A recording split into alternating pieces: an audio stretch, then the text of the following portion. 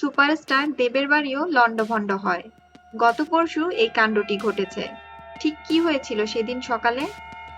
তারকাদের বাড়িগুলো যে ছবির মতোই সাজানো গোছানো সেটা আর নতুন কথা কি, কিন্তু তেমন বাড়িগুলোর মধ্যেও লণ্ডভণ্ড হয়, যেমনটা ঘটেছে সম্প্রতি সুপারস্টার দেবের বাড়িতে। তিনি তো শুধু বাংলার সুপারস্টার নন, লোকসভার সদস্য, সাংসদ বলে কথা। তা সত্ত্বেও এই কাণ্ডটি ঘটেছে। তবে এই বিষয়টা দেবের কাছে খুব অপ্রত্যাশিত নয়। এতটা বড় মাপের না হলেও মাঝে মধ্যে এরকম কিছু একটা ঘটে। এবার একটু বেশি মাত্রাই হয়েছে।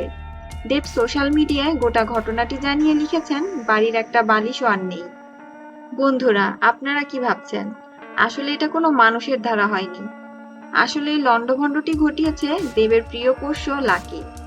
সে মাঝে মাঝেই দেবের বাড়িতে এমন লণ্ডভণ্ড করে থাকে, আর এ কারণেই দেব তার সোশ্যাল মিডিয়ায় পোস্ট করেছেন। তিনি লিখেছেন যে তার ঘুম থেকে উঠতে দেরি হওয়ায় তার প্রিয় পোষ্য লাকি এই কীর্তি করে বসে। আর লাকি কিন্তু যেমন তেমন পোষ্য নয়, প্রচুর পুরস্কারও তার দখলেই আছে। বিনোদন জগতের এমন সব লেটেস্ট নিউজ জানতে আমাদের চ্যানেলটির সাথেই থাকুন। লাইক, কমেন্ট এবং শেয়ার করতে ভুলবেন না।